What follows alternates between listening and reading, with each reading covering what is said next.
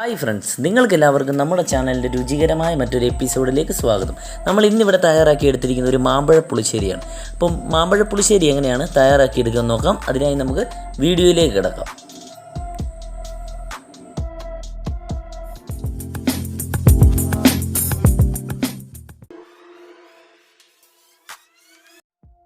അതിനായി ഞാനിവിടെ ഒരു പാൻ അടുപ്പിലേക്ക് വെച്ച് കൊടുത്തിട്ടുണ്ട്. അതിലേക്ക് ഒരു 3 ടേബിൾ സ്പൂൺ വെളിച്ചെണ്ണ ഒഴിച്ച് കൊടുത്തിട്ടുണ്ട്. അപ്പോൾ ഈ വെളിച്ചെണ്ണ നന്നായി ഒന്ന് ചൂടായി വരട്ടെ.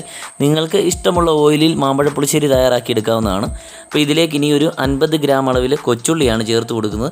അപ്പോൾ ഈ കൊച്ചുള്ളിയിൽ ചേർത്തതിന് ശേഷം ഇതിലേക്ക് ഒരു 4 വലിയ പച്ചമുളക് നീളത്തിൽ കട്ട് ചെയ്ത് ചേർത്ത് കൊടുക്കുന്നുണ്ട്.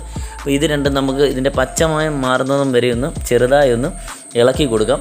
അപ്പം അതിനുശേഷം ഞാനിവിടെ ഇതിലേക്ക് മാമ്പഴമാണ് ചേർത്ത് കൊടുക്കുന്നത്. 1/2 കിലോ അളവിലാണ് ഞാനിവിടെ മാമ്പഴം എടുത്തിരിക്കുന്നത്. അപ്പം ചെറിയ മാമ്പഴമാണ് ഞാനിവിടെ എടുത്തത്. നിങ്ങൾക്ക് വലിയ മാമ്പഴത്തിൽ മാമ്പഴ പുളിശ്ശേരി തയ്യാറാക്കി എടുക്കാവുന്നതാണ്. അപ്പം ഞാനിവിടെ എടുത്തിരിക്കുന്ന മാമ്പഴത്തിന് മധുരവും പുളിയും ഉള്ള മാമ്പഴമാണ്. നിങ്ങൾക്ക് ഈ മാമ്പഴം ചെറിയ കഷ്ണങ്ങളായി കട്ട് ചെയ്ത് മാമ്പഴ പുളിശ്ശേരി തയ്യാറാക്കാവുന്നതാണ്. അപ്പോൾ ഇത് നന്നായി ഇളക്കി വെളിച്ചെണ്ണയിലൊന്ന് ചെറുതായി ഒന്ന് വഴറ്റിയതിന് ശേഷം നമുക്കിതിലേക്ക് 1 ഗ്ലാസ് വെള്ളം ഒഴിച്ച് ഇതൊന്ന് വേവിച്ചെടുക്കേണ്ടതായിട്ടുണ്ട്. അപ്പം വെള്ളം ഒഴിക്കുമ്പോൾ നിങ്ങളൊരു കാര്യം പ്രത്യേകം ശ്രദ്ധിക്കുക, ഒരുപാട് വെള്ളം ഉപയോഗിക്കാതിരിക്കുക. കാരണം ഇത് ഒരു കുറുകിയ രീതിയിലുള്ളൊരു കറിയാണ് ഈ മാമ്പഴ പുളിശ്ശേരി എന്ന് പറയുന്നത്. അപ്പം അതിന് ഒരുപാട് വെള്ളം ഉപയോഗിക്കാതിരിക്കുക. ഞാനിവിടെ 1 ഗ്ലാസ് വെള്ളം ഒഴിച്ച് ഇതൊന്ന് വേകാനായി വെക്കുന്നുണ്ട്. അപ്പം ആ വേകാനുള്ള സമയത്ത് നമുക്ക് നമ്മുടെ അരമുറി തേങ്ങ ചിരകിയെടുക്കാം.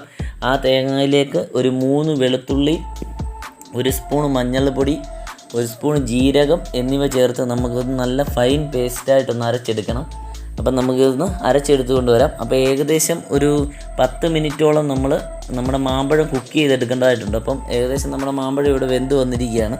അപ്പോൾ ഇത് നമുക്ക് നന്നായി ഒന്ന് ഇളക്കി യോജിപ്പിക്കാം. നമ്മുടെ കൊച്ചുള്ളിയും പച്ചമുളകും എല്ലാം നന്നായി ഇവിടെ വെന്ത് വന്നിട്ടുണ്ട്. അപ്പോൾ നമുക്ക് ഇത് നന്നായിട്ടൊന്ന് ഇളക്കി യോജിപ്പിച്ചെടുക്കാം. അപ്പോൾ ഇത് ഇളക്കി യോജിപ്പിച്ചതിന് ശേഷം ഇതിലേക്ക് നമ്മൾ അരച്ച് വെച്ചിരിക്കുന്ന ആ തേങ്ങയുടെ പേസ്റ്റാണ് ചേർത്ത് കൊടുക്കേണ്ടത്. അപ്പം വെളുത്തുള്ളിയും ജീരകവും മഞ്ഞൾപ്പൊടിയും ചേർത്ത് അരച്ചിരിക്കുന്നതുകൊണ്ട് തന്നെ നല്ല ഒരു മണമായിരിക്കും ഇതിന്. അപ്പം നമുക്ക് ഇതിലേക്ക് ചേർത്ത് കൊടുക്കാം. അതിനുശേഷം നമുക്ക് ഈ ബൗളിൽ തന്നെ ഞാനൊരു അല്പം വെള്ളം കൂടെ ഇതിലേക്ക് ചേർത്ത് കൊടുക്കുന്നുണ്ട്.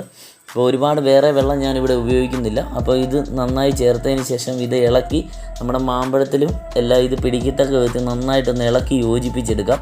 അപ്പോൾ ഇതിന് ശേഷം നമുക്ക് യോജിപ്പിച്ചെടുത്തതിന് ശേഷം തീ എപ്പോഴും ലോ ഫ്ലെയിമിൽ തന്നെ വെക്കാൻ ശ്രദ്ധിക്കുക. കാരണം ഇത് ഒരുപാട് തിളച്ച് കഴിഞ്ഞാൽ ഈ കറിയുടെ ടേസ്റ്റ് മാറിപ്പോകുന്നതാണ്. അപ്പം അതിലേക്ക് പിന്നെ നമുക്കൊരു 1 ടീസ്പൂൺ ഉപ്പ് കൂടെ ചേർത്ത് കൊടുക്കാം. എന്നിട്ട് ഇത് നന്നായി ഒന്ന് ഇളക്കി നമുക്ക് യോജിപ്പിച്ചെടുക്കാം. അപ്പം നമ്മുടെ മാമ്പഴ പുളിശ്ശേരിക്കൊരു പുളിയും മധുരവും ഉപ്പും എല്ലാം നമുക്കിവിടെ വരുമ്പോൾ നല്ലൊരു ടേസ്റ്റ് ആയിരിക്കും. അപ്പോൾ ഇതിലേക്ക് ഇനി നമുക്ക് ആവശ്യം ഒരു 1/4 കപ്പ് തൈരാണ്. അപ്പോൾ ഈ തൈര് നമുക്ക് ചേർത്ത് കൊടുക്കാം.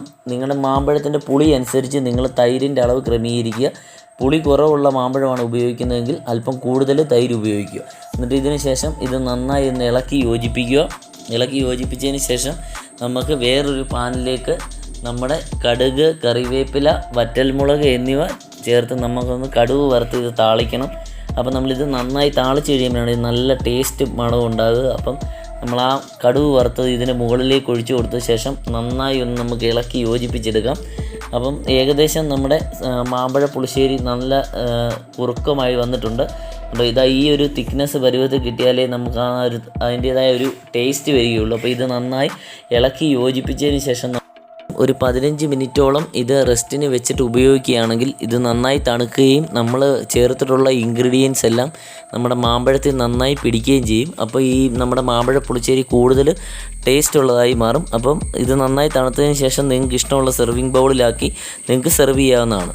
അപ്പം ഈ റെസിപ്പി നിങ്ങൾ ഒരിക്കലെങ്കിലും ട്രൈ ചെയ്ത് നോക്കുക. നിങ്ങൾക്കിത് തീർച്ചയായും ഇഷ്ടപ്പെടും. നിങ്ങൾക്ക് ഈ വീഡിയോ ഇഷ്ടമാവുകയാണെങ്കിൽ തീർച്ചയായും നിങ്ങൾ ലൈക്ക് ചെയ്യുക. അതോടൊപ്പം താഴെ കാണുന്ന ചുവന്ന സബ്സ്ക്രൈബ് ബട്ടൺ പ്രസ് ചെയ്ത് മറക്കാതെ ചാനൽ സബ്സ്ക്രൈബ് ചെയ്യുക. അപ്പം നമ്മൾ മറ്റൊരു വീഡിയോയുമായി വീണ്ടും കാണുന്നിടം വരെ ബൈ.